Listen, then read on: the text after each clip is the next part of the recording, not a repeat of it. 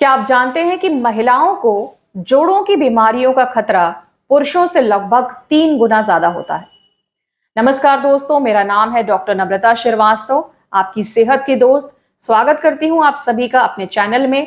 और आज इस वीडियो में आपको जानकारी दूंगी कि आखिर में महिलाओं को सबसे ज्यादा जोड़ों की प्रॉब्लम यानी आर्थराइटिस की समस्या, खास तौर से रूमेटॉइड आर्थराइटिस क्यों होता है और इसका स्थायी समाधान क्या है।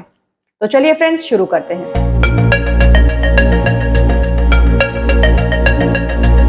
दोस्तों, आपको जानकर आश्चर्य होगा कि महिलाओं को जोड़ों संबंधी बीमारियां पुरुषों से काफी ज्यादा होती हैं। ऐसा रिसर्चेस में देखा गया कि खास तौर से रिमेटॉइड आर्थराइटिस यानी गठिया वात नाम की जो बीमारी है, वो महिलाओं के अंदर मौजूद हार्मोन्स की वजह से उनको ज्यादा प्रभावित करती है। एक और तथ्य यह भी है कि गठिया लगभग 100 से अधिक किस्मों का होता है और इसमें सबसे ज्यादा कॉमन जो देखा जाता है वो है ऑस्टियोआर्थराइटिस, यानी उम्र बढ़ने के साथ साथ हड्डियों में जो विघटन प्रक्रिया होती है उसके कारण। और दूसरा जो सबसे कॉमन आर्थराइटिस है वो है गठिया वात यानी रूमेटॉइड आर्थराइटिस, जिसे RA भी कहा जाता है। दोस्तों, ये RA रूमेटॉइड आर्थराइटिस एक तरीके का ऑटो इम्यून डिजीज है। ऑटो इम्यून डिजीज का नाम तो आपने जरूर सुना होगा, पर क्या आप आज तक समझ पाए हैं इसके पीछे का लॉजिक क्या है? आखिर में ये बीमारी है क्या और क्यों अगर गठिया वात किसी भी महिला को या किसी भी पुरुष को हो जाता है तो जल्दी ठीक क्यों नहीं होता? दोस्तों, आपके लिए ये जानना बहुत जरूरी है रूमेटॉइड आर्थराइटिस को समझने से पहले कि ये जॉइंट्स क्या होते हैं। हमारा शरीर लगभग 206 हड्डियों का बना है। ये हड्डियों का ढांचा हमारे शरीर के अंदर जो मौजूद जो इंपॉर्टेंट ऑर्गन्स हैं, जैसे कि हमारा हार्ट, लंग्स, किडनीज या अन्य जो वाइटल ऑर्गन्स हैं, उनको प्रोटेक्शन यानी कि उनको एक कवरिंग देने का काम करता है। हमारा इम्यून सिस्टम जो होता है इन्हीं सिस्टम्स को जो है सही रखता है और हर प्रक्रिया को सुचारू रूप से चलाने का काम करता है। एक तथ्य यह भी है कि महिलाओं का जो इम्यून सिस्टम होता है वो काफी ज्यादा एक्टिव होता है। खास तौर से उनके अंदर जो समय समय से जो बदलाव आते हैं, जैसे कि प्रेगनेंसी के समय हार्मोन्स में बदलाव आता है, मेनोपॉज के समय जो बदलाव आता है, उससे इम्यून सिस्टम बहुत तेजी से रिएक्ट करता है। ये इम्यून सिस्टम कभी कभी अपने शरीर के अंदर जो मौजूद चीजें हैं उनको नहीं पहचान पाता है। बेसिकली इम्यून सिस्टम का काम ये होता है कि अगर शरीर पर वायरस और बैक्टीरिया का हमला होता है तो ये उनसे लड़ता है और उनको दूर भगाता है। कभी कभी ये इम्यून सिस्टम जैसे हार्मोनल उतार चढ़ाव के समय में ये पहचान ही नहीं पाता है कि उसे कहाँ हमला करना है और कहाँ नहीं। और इसी प्रक्रिया के दौरान हमारे जोड़ों की जो लाइनिंग है उस पर ये इम्यून सिस्टम अटैक कर देता है। जब इस तरीके का अटैक हमारे इम्यून सिस्टम पर होता है या हमारे जोड़ों पर होता है तो वहां की जो लाइनिंग है उसमें स्वेलिंग आती है।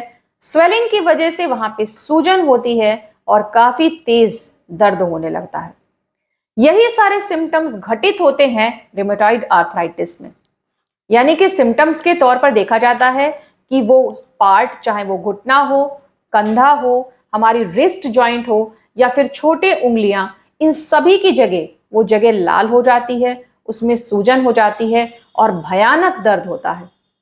कभी कभी तो जो रूमेटॉइड आर्थराइटिस के जो पेशेंट्स होते हैं, खास तौर से महिलाएं, वो चल भी नहीं पाते हैं और बहुत मुश्किल से क्लिनिक तक पहुंचते हैं।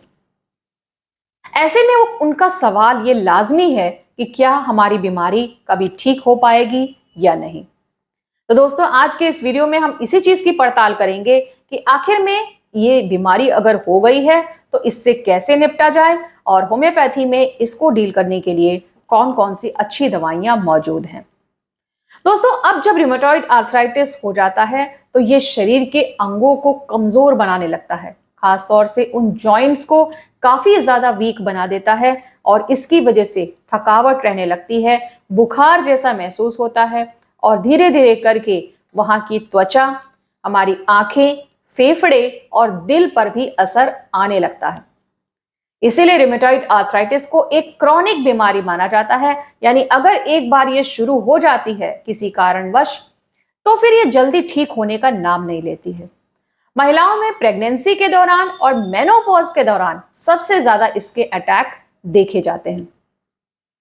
तो फिर कैसे निपटा जाए इस बीमारी से? इससे निपटने का सबसे सही तरीका यह है कि आप शुरू से ही अपने कैल्शियम इंटेक पर हमेशा ध्यान दीजिए।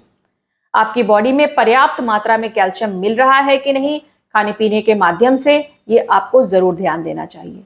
इसके अलावा आपको विटामिन डी और मैग्नीशियम पे भी ध्यान देना है। ये सारी चीजें आपको आपके भोजन से और धूप से मिल सकती हैं, जिससे कि आपकी हड्डियों की सेहत बनी रहती है। एक्सरसाइज एक बहुत इंपॉर्टेंट पार्ट है। एक्सरसाइज करने से आपके जॉइंट्स की रिजिडिटी यानी उसकी बोन डेंसिटी मेंटेन रहती है। जैसे जैसे रूमेटॉइड आर्थराइटिस हमला करता है, वैसे वैसे करके हमारा इम्यून सिस्टम उसको और ज्यादा अटैक करता है और इसीलिए ये स्थिति काफी गंभीर हो जाती है। इसलिए आप इन सारी चीजों को, अपने डाइट को, एक्सरसाइज पार्ट को मेंटेन करिए ताकि ये बीमारी ज्यादा खराब रूप लेने ना पाए। दोस्तों, अब चलिए जान लेते हैं मेडिसिन सेक्शन की तरफ कि क्या क्या ऐसी मेडिसिन हैं और किन किन सिम्टम्स के आधार पर उनका चयन किया जाता है, ताकि इस संधिवात, आमवात या गठियावात जो बीमारी है उससे सही तरीके से निदान प्राप्त हो सके। इसमें सबसे कॉमन रूप से जो मेडिसिन इस्तेमाल की जाती है वो है रस्टॉक्स। दोस्तों, रस्टॉक्स जो मेडिसिन है उसकी सबसे बड़ी खासियत ये होती है कि जो पेशेंट होता है उसका जो दर्द होता है वो चलने पर आराम मिलता है। पेशेंट अगर बैठा है, अचानक से उठा तो उसको दर्द हुआ, लेकिन जैसे उसने अपनी स्पीड पकड़ ली, वो चलने लगा है, धीरे धीरे करके उसका मूवमेंट मेंटेन हो गया है, तो वो दर्द आराम हो जाता है। ये सबसे स्ट्राइकिंग फीचर होता है रस्टॉक्स का, यानी कि बैठकर जब उठते हैं तो दर्द बढ़ना, बहुत तेज बढ़ना, और जब वो पेशेंट चलने लगता है, थोड़ी उसके पैरों में गर्मी आ जाती है तो दर्द आराम हो जाता है। इसी के ठीक मिलती जुलती एक मेडिसिन, लेकिन ठीक कॉन्ट्रास्ट सिम्टम आता है ब्राइनिया में। ब्राइनिया एल्बा नाम की जो मेडिसिन है, इसमें सीधा उल्टा होता है, यानी कि पेशेंट जब रेस्ट में है, आराम कर रहा है, तो उसको आराम मिलता है, लेकिन अगर वो चलना शुरू कर देता है तो उसका दर्द बहुत ज्यादा बढ़ जाता है। ये दोनों स्ट्राइकिंग सिम्टम्स अगर मिल जाते हैं, अक्सर ये सिम्टम्स मिलते हैं, और इन सिम्टम्स के आधार पर अगर ये रस्टॉक्स ब्राइनिया दी जाती है रूमेटॉइड आर्थराइटिस के केस में, तो पेशेंट को काफी आराम पहुंचाती है। दोस्तों, अब मैं एक स्पेसिफिक मेडिसिन के बारे में बताने जा रही हूं, जो कि स्पेशली जो गाउट और ये रूमेटॉइड आर्थराइटिस का केस होता है वहां पर बहुत ज्यादा इस्तेमाल की जाती है, और वो है कॉल्चिकम ऑटोमेनेल। कॉल्चिकम मेडिसिन बहुत ही स्पेसिफिक आप कह सकते हैं रूमेटॉइड आर्थराइटिस के केस के लिए, खासतौर से जब गर्म मौसम होता है, गर्मियों के समय में जब जोड़ों में बहुत ज्यादा तकलीफ होती है, खास तौर से ये गाउटी रूमेटिज्म होता है, तो वहां पर बहुत अच्छा काम करती है। जो जॉइंट्स होते हैं वो उसमें स्वेलिंग होती है, रेडनेस होती है, पेशेंट को फीवरिश महसूस होता है, यानी अंदर से बुखार महसूस होता है, और वो अपने जोड़ों को छूने भी नहीं देता है, यानी टच से, जरा भी टच करने से उसका दर्द बहुत बढ़ जाता है। पेशेंट का दर्द शाम होते होते बढ़ना शुरू हो जाता है और रात में तो बहुत तेज हो जाता है। इसीलिए रूमेटिज्म की अगर एक स्पेसिफिक मेडिसिन की बात की जाए तो कॉल्चिकम ऑटोमेनेल काफी अच्छी दवा है। कॉल्चिकम का एक और बहुत कैरेक्टरिस्टिक सिम्टम होता है पेट के केस में, यानी कि पेट के संबंधी सिम्टम्स अगर मिल रहे हैं, अगर गैस्ट्रिक फॉर्मेशन बहुत ज्यादा है, खाने पीने को देख के बहुत ज्यादा मिचली आती है, खाना अच्छी प्रकार से पचता नहीं है, यानी कि गाउट के साथ गैस्ट्रेल्गिया भी है, तो ये मेडिसिन और बहुत ही अच्छा काम करेगी।